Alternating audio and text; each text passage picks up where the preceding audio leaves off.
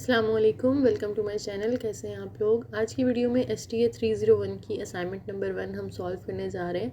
Fall 2021 की first assignment है और 20 नंबर हैं इसके टोटल। डेडलाइन इसकी 7 दिसंबर है और ये आपने MS वर्ड फॉर्मेट में ही सबमिट करवानी है, ठीक है। और जो इसमें मैथ का काम होगा वो आप यहाँ से क्वेश्चन एडिटर MS वर्ड का भी यूज़ कर सकते हैं। उसके अलावा अगर आप चाहें तो मैथ टाइप भी यूज़ कर सकते हैं। तो मैंने जो काम किया है वो मैथ टाइप पे किया है, क्योंकि उसकी ही प्रैक्टिस आपको करनी चाहिए। पेपर में भी उसी पे काम आपने करना है तो ज़्यादा ईजी रहेगा, ठीक है। MS वर्ड पे थोड़ा ना टाइम कंज्यूमिंग होता है और MS जो मैथ टाइप होता है उस पर ज़्यादा ईजीली काम हो जाता है। बस प्रैक्टिस की बात है। तो फर्स्ट 14 लेसन्स हैं जो इसमें आपने तैयार करने हैं। फिर आपके ये टॉपिक्स जो है ना असाइनमेंट के, वो प्रिपेयर हो जाएंगे तो फिर आप असाइनमेंट खुद भी सॉल्व कर सकते हैं।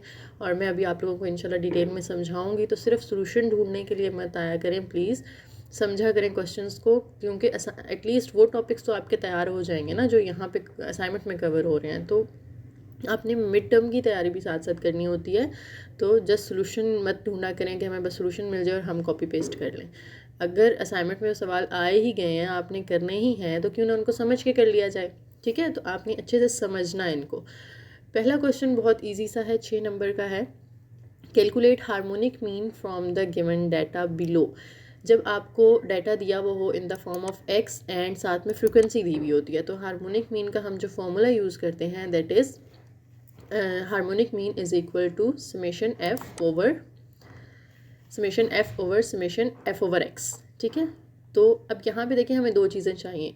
फ्रिक्वेंसी को ऐड करना है, तो वो तो हमें ये दो कॉलम्स दिए हुए हैं ना क्वेश्चन के अंदर, ये और ये। तो फ्रिक्वेंसी के सारे जितने नंबर्स दिए हुए हैं सबको हम ऐड कर लेंगे तो समेशन एफ आ जाएगा इजीली।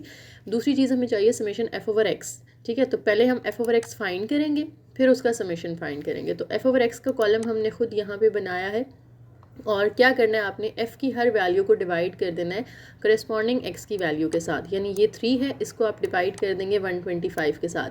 3 डिवाइडेड बाय 125, ये नहीं करना कि 125 डिवाइडेड बाय 3, ठीक है। 3 ऊपर आएगा, 3 ओवर 125, तो हमारे पास 0.024 आ जाता है। आगे भी ये जितने नंबर्स हैं ना, इनके पॉइंट के बाद आगे भी काफ़ी चीज़ें हैं, तो मैंने सिर्फ 3 या 4 लिख ली हैं, ठीक है।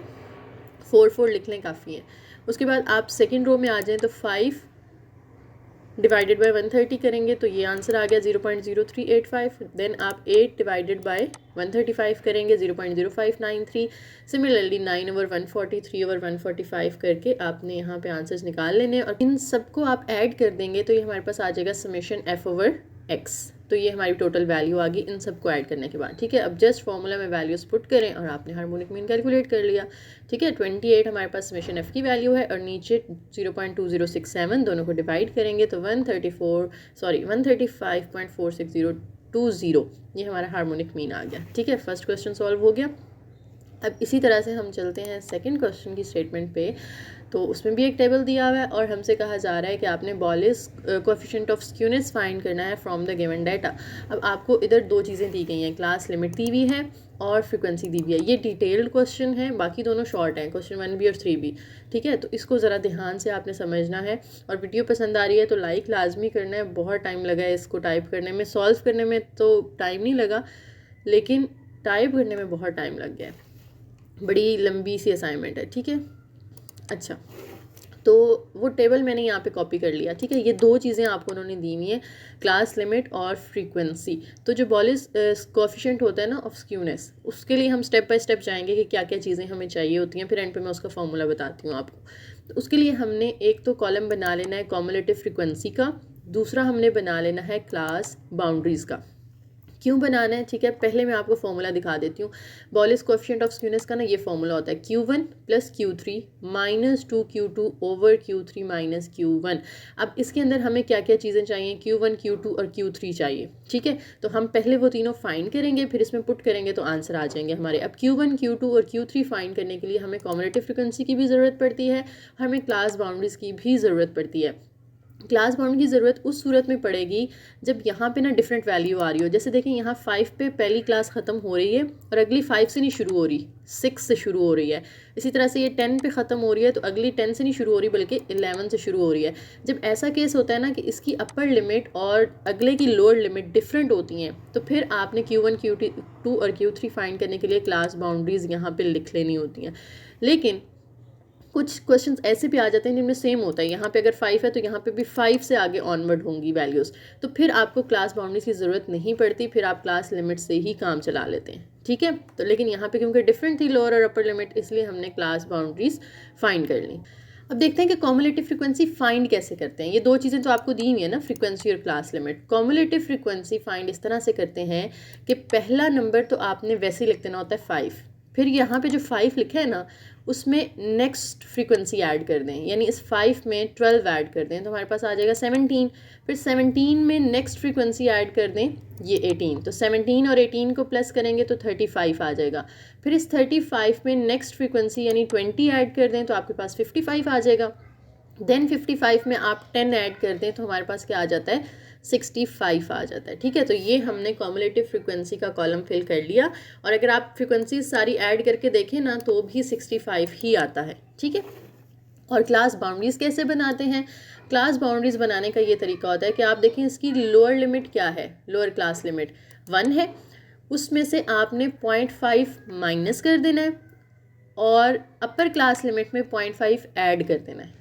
दोबारा सुन लें, लोअर क्लास लिमिट में से 0.5 आपने माइनस कर देना है, यानी 1 में से 0.5 माइनस कर दें तो वो 0.5 हो जाएगा। ठीक है, और 5 में 0.5 ऐड कर दें तो वो 5.5 बन जाएगा।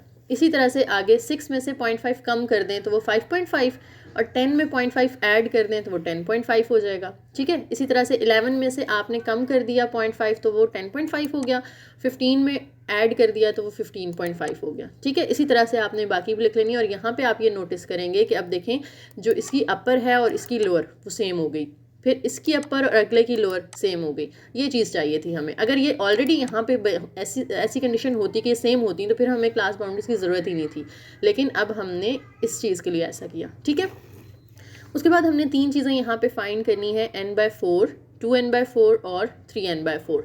ये क्या है, ये आपको आगे ना क्वार्टाइल्स के फॉर्मूला के अंदर चाहिए होंगे कि Q1 के फॉर्मूले में n/4 चाहिए होता है, Q2 के फॉर्मूले में 2n/4 चाहिए होता है और Q3 के फॉर्मूले में 3n/4 चाहिए होता है। अब n क्या है, n is the total frequency. ठीक है, समेशन एफ जैसे हम कहते हैं ना, वही n होता है basically, n is equal to summation F. तो समेशन एफ यानी इन सबको हम ऐड करें तो यहाँ पे हमने अभी भी देखा था कि कितना आ रहा था, 65 आ रहा था, तो हम 65 लिख देते हैं n की जगह, उसको 4 से डिवाइड कर दें तो हमारे पास जो आंसर आता है वो हमने यहाँ पे नोट कर लिया। फिर 2 × n/4 है, तो n/4 तो पहले निकाला हुआ है ना आपने, तो उसी को 2 से मल्टीप्लाई कर दें तो हमारे पास 32.5 आ जाएगा। इसी तरह से 3n/4 है, तो n/4 जो आपने निकाला है 16.25, उसको 3 से मल्टीप्लाई कर दें तो हमारे पास 48.75 आ जाता है। अब चलते हैं हम Q1 के फॉर्मूले पे, क्योंकि हमने Q1, Q2 और Q3 3 चीज़ें निकालनी है। ठीक है, ये माइंड में रखना है आपने। अब Q1 का फॉर्मूला ग्रुप्ड डाटा के लिए, क्योंकि हमारा डाटा क्लासेस की फॉर्म में ना, तो ग्रुप डाटा है, अनग्रुप नहीं है। ग्रुप डाटा के लिए Q1 का फॉर्मूला होता है L + H/F × n/4 - C। ठीक है, परेशान नहीं होना, अभी एक्सप्लेन करती हूँ कि ये क्या चीज़ें हैं। ठीक है, Q1 का याद हो गया तो Q2 Q3 का बहुत जल्दी हो जाएगा आपको। L क्या है, L है हमारी लोअर क्लास बाउंड्री। ठीक है, इधर से जो भी क्लास हम सेलेक्ट करेंगे ना, वो सिलेक्ट कैसे करनी है वो भी मैं अभी आपको बताती हूँ। L हमारी लोअर क्लास बाउंड्री होती है, एज हमारी उस क्लास की हाइट होती है, यानी इंटरवल कितना है उसका, और f जो है उस क्लास की फ्रीक्वेंसी होती है। n/4 हमने ऊपर देखें कैलकुलेट कर लिया हुआ है, और c कहते हैं कॉम्युलेटिव फ्रीक्वेंसी उस क्लास से पीछे वाली क्लास की। ठीक है, अभी इसकी वैल्यूज़ पुट करते हुए मज़ीद इसको एलैबोरेट करूँगी, तो ध्यान से आप लोगों ने सुन लेना है, क्योंकि ये पेपर में भी ना आता होता है Q1 Q2 का क्वेश्चन। देखें, आपने पहले तो देखना है कि लोअर क्लास बाउंड्री हमने देखनी किसकी है। हम Q1 देख रहे हैं ना, तो Q1 के लिए ये जो हमने n/4 निकाला था, इसकी वैल्यू क्या आ रही थी, 16.25। कॉम्युलेटिव फ्रीक्वेंसी के टेबल के अंदर आपने देखना है 16.25 के क्लोजेस्ट इससे बड़ी वैल्यू कौन सी है। The closest value that is greater than 16.25 is 17। दोबारा सुन लें, वो वैल्यू देखनी है जो 16.25 से बड़ी है और इसके क्लोजेस्ट है। तो बड़ी तो ये वाली भी है, बड़ी तो ये वाली भी है, लेकिन इसके सबसे करीब करीब कौन सी है? 17। कॉम्युलेटिव फ्रिक्वेंसी में देखना है आपने ये, तो 17 इसमें आ रही है ना, तो ये वाली जो रो है ना अब 17 वाली, ये बन जाएगी हमारी, इनको मैंने ये देखें रेड भी कर दिया ताकि आप लोगों को इजीली समझ आ जाए। इस रो को अब हमने देखते हुए इस फॉर्मूले के अंदर वैल्यूज पुट करनी है, ठीक है। इस रो को देखते हुए एल है लोअर क्लास बाउंड्री, इस रो की लोअर क्लास बाउंड्री क्या है? 5.5, वो हमने यहाँ पे लिख ली, ठीक हो गया। एज होता है इसका इंटरवल, तो इसको आपने माइनस नहीं करना। इंटरवल होता है कि 6 से 10 के दरमियान कितना फासला है, आपने इसको माइनस नहीं करना। आपने देखना है जिसकी अपर और लोअर सेम आ रही होती है ना, जैसे बाउंड्री में देखिए इसकी लोअर और इसकी अपर सेम है, फिर इसकी लोअर और इसकी अपर सेम है, तो इधर इसको माइनस करके देखना है आपने। 10.5 में से 5.5 को जब आप माइनस करेंगे तो आपको मिलेगा 5, ठीक है। यानी इन दोनों में कितना फ़र्क आ रहा है? 5 नंबर्स का फ़र्क आ रहा है, वो हमारा इंटरवल है या उसको हम हाइट कहते हैं इसकी, ठीक है। तो वो एज की जगह आपका क्या आ जाएगा? 5 आ जाएगा। उसके बाद नीचे आ जाते हैं फ्रीक्वेंसी, तो इस रो की फ्रीक्वेंसी, ये फ्रीक्वेंसी का कॉलम है, तो इस रो की फ्रीक्वेंसी कितनी है? 12। तो नीचे इस F की जगह पे आपने क्या लिख दिया है जी? 12 लिख दिया है। उसके बाद हमने अंदर लिखना है n/4, n/4 हमने ऊपर फाइंड किया हुआ है ना 16.25, वो हमने लिख दिया माइनस C कॉम्युलेटिव फ्रीक्वेंसी इस क्लास से पीछे वाली क्लास की, प्रीसीडिंग क्लास की, ठीक है। सी क्या है? Cumulative frequency of preceding class, यानी इससे पीछे वाले की। उसकी कॉम्युलेटिव फ्रीक्वेंसी क्या लिखी हुई है हमने? 5 लिखी हुई है, तो इस सी की जगह हमने लिख दिया 5। अब इसको आपने कैलकुलेटर पे सॉल्व कर लेना है और हमें आंसर मिल जाएगा 10.1875, ठीक है। उम्मीद है Q1 क्लियर हो गया होगा। अब चलते हैं Q2 पे।